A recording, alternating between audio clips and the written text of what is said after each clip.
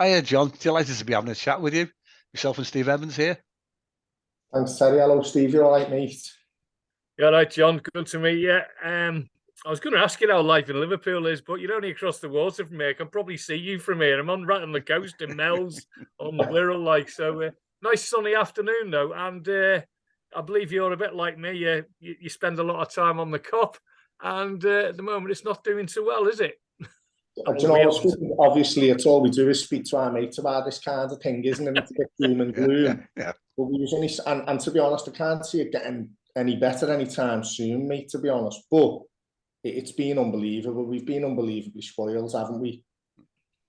We have, you're right, bang on. Yeah. It's just then you get all the, then you get all the club haters and get him out, get this out, get the other out. Shit happens. Oops. Yeah, shit happens sometimes. It's football, isn't it? You know what I mean? There's no divine right, is the you've got to take the rough with the smooth. Certainly have. Certainly have. Speaking of which, Terry, we had a chat with Jeff Goulding the other week. Yeah. And we were talking about George Scott's book. Oh, yeah. That he wrote with him. Guess who we bumped into today, early this afternoon? George Scott was having a chat about that. Oh, nice one. Yeah, and telling him about it. He was like, yeah, me and Jeff met, and we only met 3 times. The rest of it was done over email, and they wrote a whole book on that. Anyway, that's besides the by. So, John, back to you. Tell us a bit about yourself. Outside of writing, what's your hobbies? I noticed there's a short video you doing a bit of boxing on an Amazon page there. What's all that about? I think that was, I just turned 40, Steve, when I done that. It was sort of, I think it was a bit of a midlife crisis, I think. No, I just needed to get fit, and I've always gone to the gym sort of all my life, and fell out of it, and that needed to get a bit of fitness. But I'd also just finished Jobe, and I'd give up on the agents and the publishers and that, and was looking at self-publishing it. So really, I'd done that fight to fund Jobe. Right, cool. But it's home on loads of different levels. The fitness, the experience, everything about it was great, mate. It was brilliant. Okay. Also, on your Amazon page profile, you mentioned leaving school without any qualifications, and yet you ended up at Ruskin College in Oxford studying creative writing. Tell us about that, John. Yeah, that's exactly what Ruskin's for, Terry. Ruskin's like the artist set it up, the 1900s, and it was exactly for that reason. It was for people who'd had no formal education. Yeah. Obviously, I had every opportunity of formal education. When it was first set up, people didn't have any education, so it was purposely set up in Oxford to let people go down who'd had no education and get an Oxford level education. It's not part of the university, but it's under the university umbrella. Yeah. So you get your Bodleian cards, and you can be a Bodleian reader and all this. Yeah. But it was like the boxing, mate. It was a fantastic experience. I spent sort of 2 years in Ruskin. Good bastion of working class values. Unfortunately, that's all been diluted now. When I was there in 2000, obviously it was right in the middle of New Labour, and that was one of the first things that the sort of the right wing of the party they actually attacked Ruskin and everything it stood for, and I believe it's a very different experience now for anyone going to Ruskin. That political aspect has been took out of it, and whether he was doing creative writing or he was. He was doing economics, the politics and that sort of socialism ran through everything in the college from the tutors down.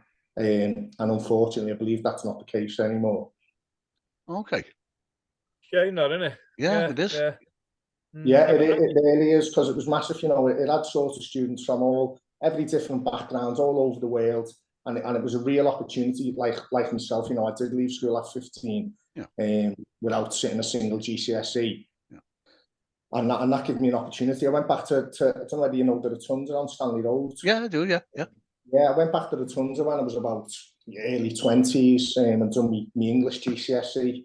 And at the time, my uncle's mate was down in Ruskin. And just to throw away comments, because I'd chosen a few little stories that I wrote as part of my Rotunza work. And ended up in Ruskin a couple of years later. So it went from the Rotunda to Ruskin. Brilliant place. Oxford's brilliant place as well, like, yeah. And going back to your career, you've had quite a varied life there. You've done a bit here and there, railways, factories, children's homes, schools. Have you thought about teaching creative writing for a living? Because you've been in schools. I don't for a living, but I do. I'd like to do it in schools. I've been into schools on a couple of book days, but it was when I've got 3 kids, like 2 sons and a daughter, and it was when the 2 lads were still in school. You know, I had that little contact in the school, so I'd go in on book day and speak to the kids about books. But I do creative writing courses. They're only voluntary.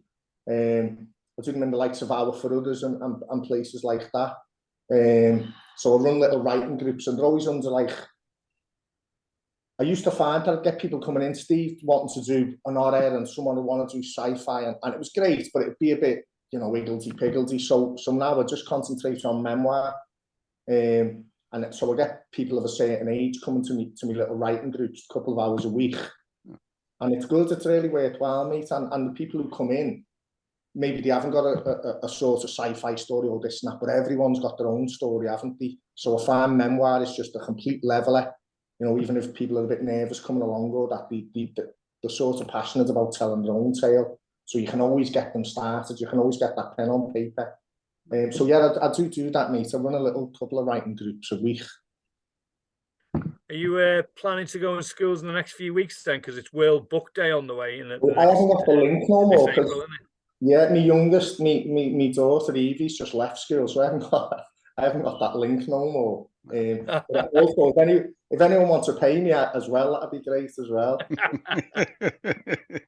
John, to move on to your writing then, and you mentioned them memoirs. All of your books, they've all got a historic Liverpool setting, all around like the Everton Valley, Scotty Road, Dockland areas, places where my grandparents used to live, Eldon Grove at Scotty. I love that memory. Is that, and part of that Liverpool now is unrecognisable? What made you select Liverpool's past history? Is that because that's sort of fresh from tales from your family and from your own memories?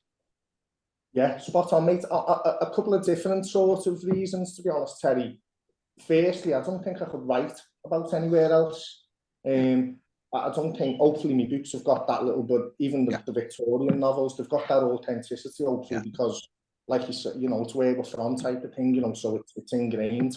And also them family stories that they're invaluable, you know, and the little anecdotes and things that, you know, you'd obviously flesh them out and you expand on them a little bit, but the family stories really what I'm writing about. I don't think, and I've got ideas that don't really work to be set in Liverpool, to be honest. But I don't think I could write. I don't think I could be one of these writers who write and set it in London or set it in New York. I wish I could. And maybe I will, but I don't think I can. In terms of the first book, Jobe, I come out of work, and obviously, like Steve's just alluded to, I've done all kinds of jobs. I've worked since I was 15. Come out of work when I was early 40s or whatever, or a bit before 40, and panicked. Didn't know what to do. My wife was going to work, the kids was going to school, and once I'd done my little bit of mopping around and that, I didn't know what I was doing. I was a bit sort of going round the bend. So I started writing a play, and just to answer your question, it was based on my maternal grandfather, my nan's dad, who had an amazing life. You know, he was sort of ostracised from his dad when he was 11 and had to go down the docks and look after himself and live in lodging houses from the age of 11. So I was writing a little play loosely based on him, doing me bits of research, asking me nan questions and things, and there was that much wealth of sort of information that it just kept growing, and it turned into the first Jobe. You know, it turned into a novel type of thing. But that's what it was. It was just growing up around Voxy and Scotty and knowing about the docks and then bits of research, and it sort of wrote itself, to be honest. Well, what I've seen of it, it's like as though Liverpool itself is a character in the novels. Yeah, I'd have that, to be honest. I don't know about so much now, but especially, you know, and even in the 80s, even with the new book talks of the Mammals, I think I think it was its own character. You know, it had so many different facets, and you know, you just spoke about Eldie and bits of Scotty and that, and then you know, you put the docks into that, and the wealth and the money and the opulence next to the poverty, and all of the sectarian stuff and the industrial strife that started, and it's just, you know, there probably is, and everyone who's from a certain city will say the same, but there's probably nowhere like it. You know what I mean? In my mind. I totally agree. Yeah. Well, you were just saying there, you know, you've picked the subject, you know, Liverpool, and what a great base to start with.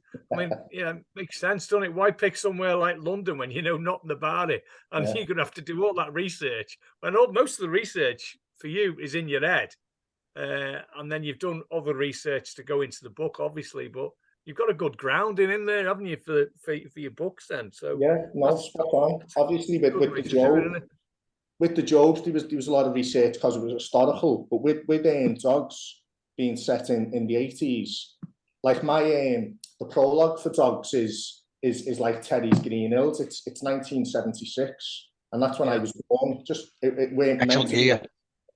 Yeah. And then the 80s, even though I was only 6 in 1982 when Dogs is set, I don't know. I've always been very observant, you know what I mean, and had a good memory, and them saying family stories get regurgitated to be, you know, they're sort of imprinted. So I didn't have to do any research at all. I had to check a few things in terms of years, you know, little silly things like, you know, was there 20 pence pieces in 1982? Just to make sure. But in terms of the research from Jobe to Dogs and Other Matters, it was completely different. You know, it's a completely different journey in terms of writing. Okay, so just expanding a little bit on all 3 books. Then you started with the beginning of a Liverpool legend. So who is the Liverpool legend, or is it about Liverpool itself? Yeah, I was trying to be a bit clever, to be honest, and then because it was both. Like Terry's just sort of touched on, it was both. It was the city and it was Jobe himself, and I was open to create this like cult Liverpool figure. But then the title then become a, you know, people ask, well, what's your book called? And it's a big jawbreaker. It's Jobe, the beginning of it, and you know, people have lost interest by the time you tell them the title. So looking back, that was a bit of a blunder. I've given it that big giant title, but. Yeah, it was sort of, I was trying to be clever and it was Jobe and the city, you know, it was everything. Yeah, well, I just wasn't quite sure. I thought that's what you'd said before with Terry there. Yeah, but yeah, it makes sense now. And then where did the Dogs and Other Mammals, why did it become called that? Like, what's behind the name? Do you know, it was because you know, I've sort of got a dog now, and we're always in the park, and having a dog's very different now to what it used to be. You know, you'd literally open your door and the dogs would go out, and have this conversation with loads of people of a certain age. Like I used to skip my kids. Our dogs used to have more freedom than my kids have now. You know, even they're not allowed out. And then I was writing it. The working title was Sniffing. I don't know where that comes from either, but it just popped into my head. Yeah, it just popped into my head, Dogs and Other Mammals. And I could have sworn that I'd seen it somewhere, so I checked on Google, I checked on Amazon, and it didn't exist. But it's sort of, in the book, there's obviously only 3 kinds of mammal, these dogs, these humans, and because it's the 80s and it's in the tenements, a couple of rats pop up here and there. So, you know, I just thought, out of where as far as I'm concerned, out of the 3 of them, dogs are top, humans probably just about come a bit above the rats, you know what I mean? So it's Dogs and Other Mammals, Yeah. Interesting that, good. Yeah. John, where's the cover? Where's the cover page? Where is that in Liverpool? I don't know why it's like that. I don't know why. I've no idea. The cover is, I'm pointing at the screen as if you can see it here, as if I've got like the cover is the owl fella there. I don't know why it's like that on. I'm not sure why it's like that, come up like that on Amazon. Okay. No idea, Terry. But the obviously the cover is where it's cut off at the spine there. Yeah. Well, it's the bull ring, or you know, one of the big like Bailey around that area. That's exactly what it is. That just happens to be. I was born there. That's Vauxhall Gardens. Oh, okay. Yeah, I know it. Yeah, but I didn't choose it for that reason. I just saw that photo years ago, and it's always stuck in my head. So when I had a little search through, I managed to find it again. And that David Sinclair, who took it, he was fantastic, you know, in terms of the copyright and that, you know what I mean? He charged me absolute buttons, and he's got every right to charge a few quid, you know what I mean? But he was brilliant. Yeah, but that's where I was born. And someone got on me on Facebook. That's actually, it's an old man called Mr. Miller, who I didn't know at the time, but someone, the daughter of who that is, got in touch with me and said, "Oh, that's my dad on the cover."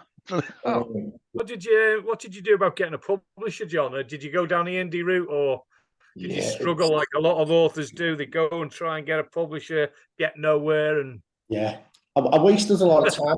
I read a lot on the internet, mate, about like publishing and this and that, and I had no idea. No one even knew I was writing a book when I done Jobe, because it was, I don't know, I felt a bit embarrassed or imposter or whatever, bit pie in the sky.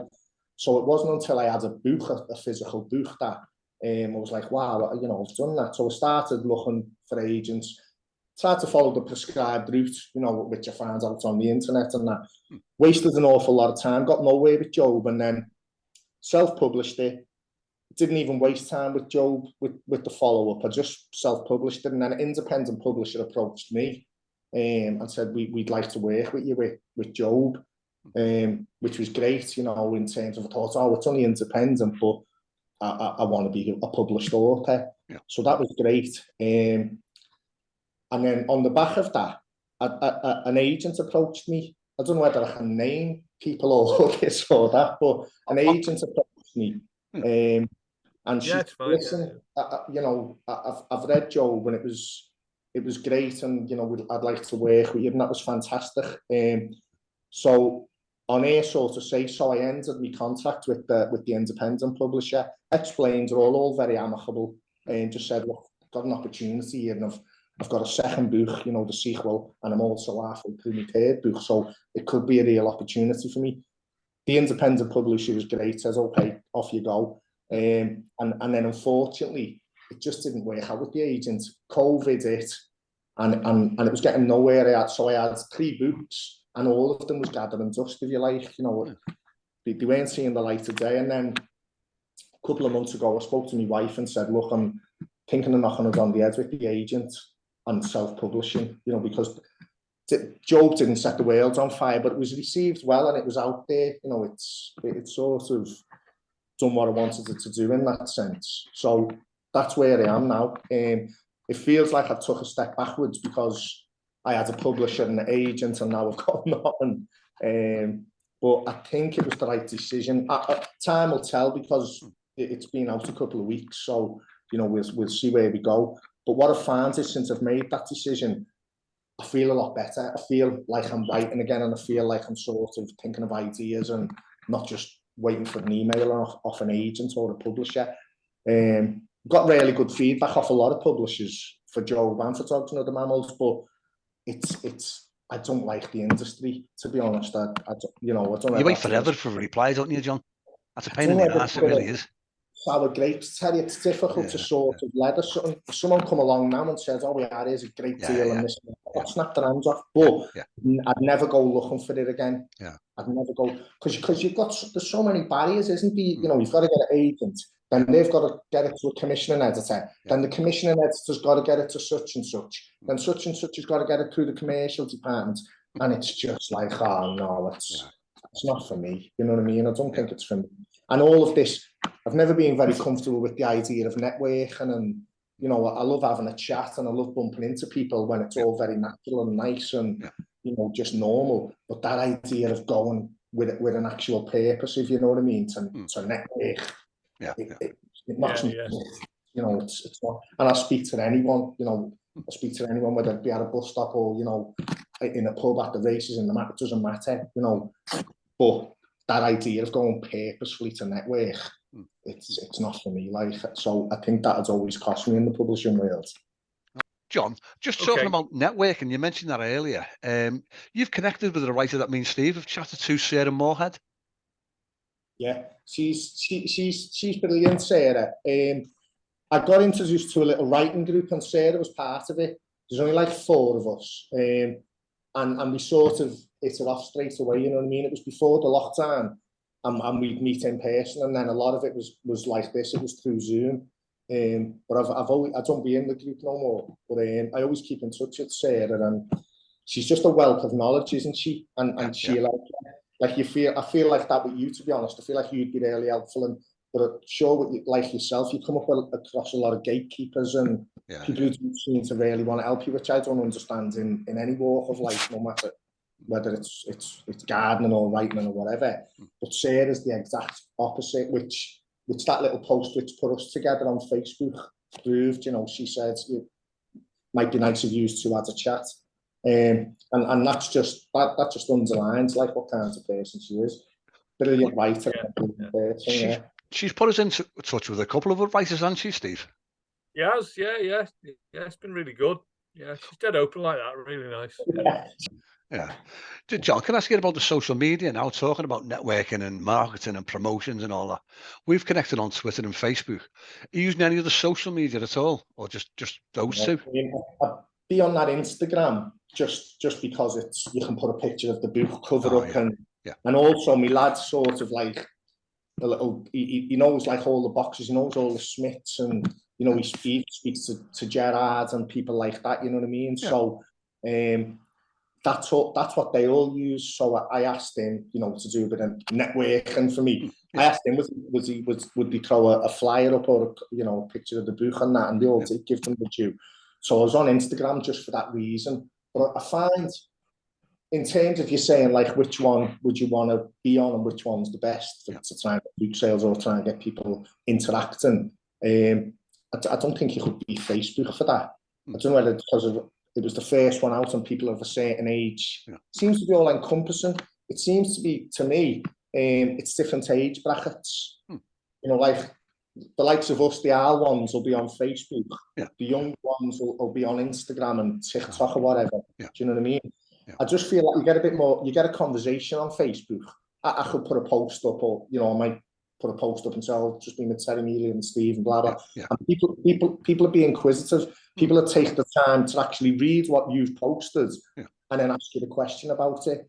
Whereas I get the impression on Instagram, and I might be doing people an injustice, they're just like, flick. Like TikTok. And my missus does that, Well, you could see the most amazing thing, and they'd be flicking for the next amazing thing. I don't get it. And my daughter's on TikTok and that, and it's just constant index finger, swipe. So I feel for us, in terms of writing and want to have a conversation about it, I think Facebook's by far the best.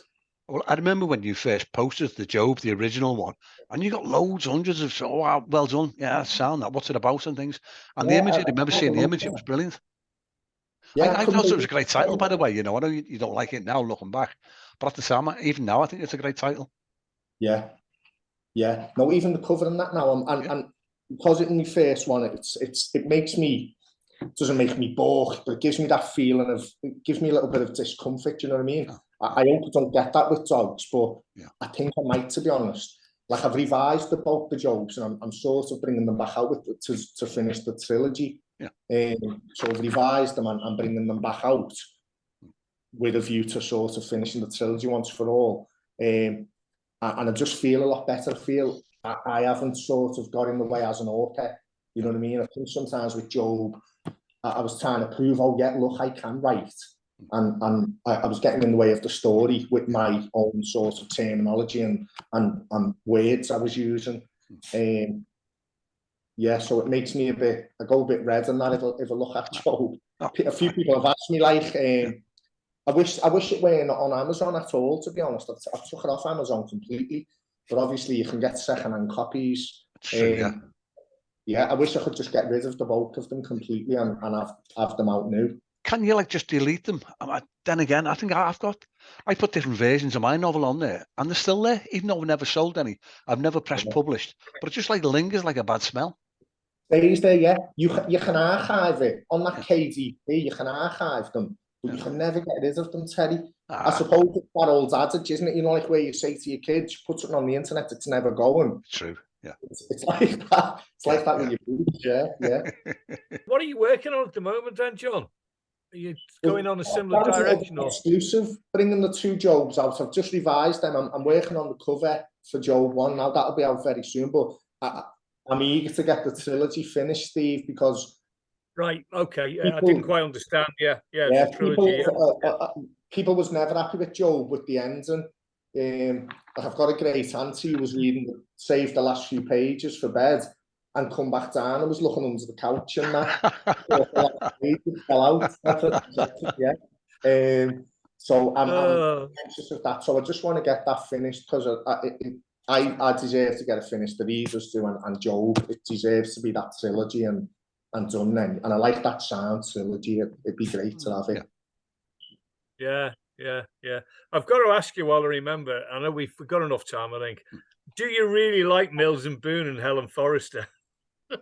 No, I like Helen Forrester, sort of, but I would read anything that's through that. I'd read absolutely anything I could get hold of. And we didn't have access to things like we do now. We grew up next to the library, but you know, sometimes you just find yourself and there'd be nothing on the telly. You'd have the pre-channels, and I would read anything. Sometimes without taking a lot of it in, thankfully.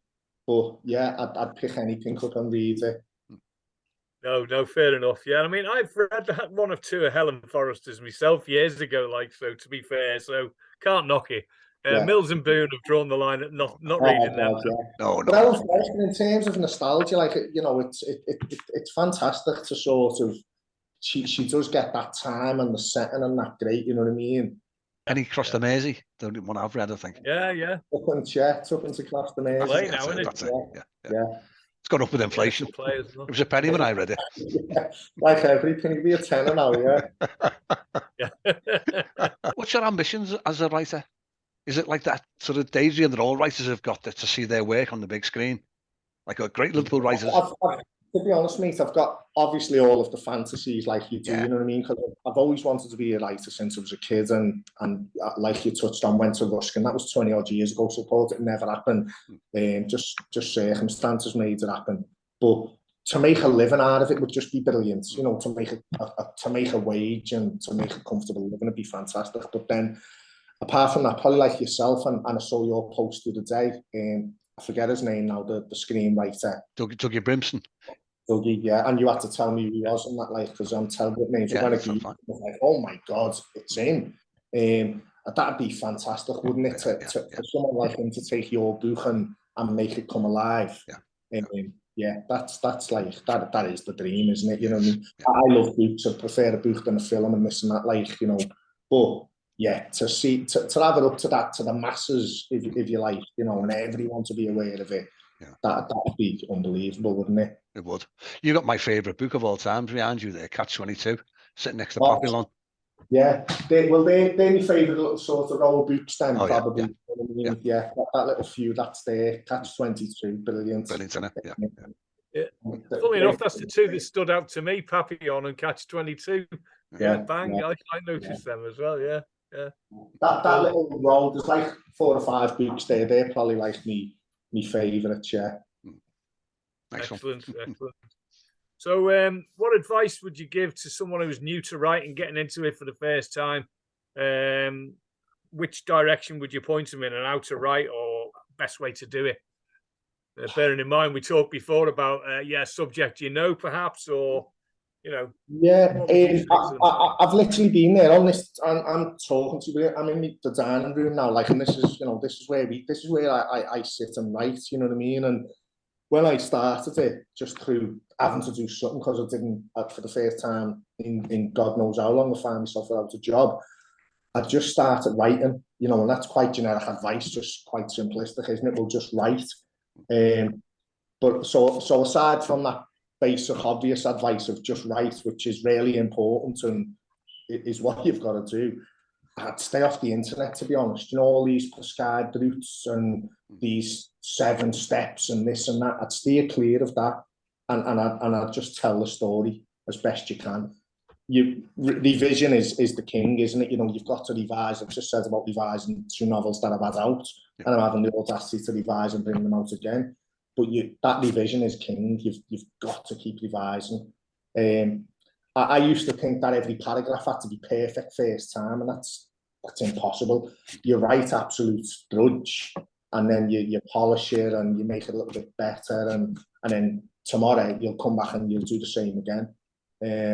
So yeah, I'd obviously stay off the internet and all these websites that have got like a sort of formula, because there's no such thing as far as I can see, and revise. Don't be scared of what you write being terrible, because you'll revise and make it better all the time.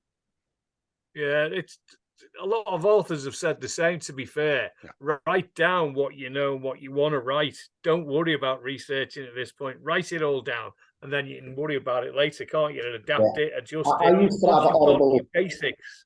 Yeah. I used to have a horrible sickly feeling about someone seeing what I was writing, because it was so bad first time I put it down. I wouldn't want anyone to write it. Oh, he thinks he's a writer, this is awful. But then I realised most people don't want to read it when you have revised it and you put a cover on it. So no one's going to just pick up your notebook. Excellent. That's excellent advice. Yeah. But John, on that note, our time's caught up with us, but it's been brilliant. Maybe we can have a chat again when the trilogy's released. I'd love to, Terry. Yeah, that'd be brilliant. I've enjoyed it, mate. Good. And it's flew over there, hasn't it? I bet everyone said that, like, but it's I feel like I've just been talking for half an hour, like. It sounds like about 5 minutes. Yeah. But John, let's keep in touch, mate. Oh, nice one, Terry. I appreciate that. Thanks very much. Thanks very much. Nice one. Mate. Nice one. Cheers, John. Yeah.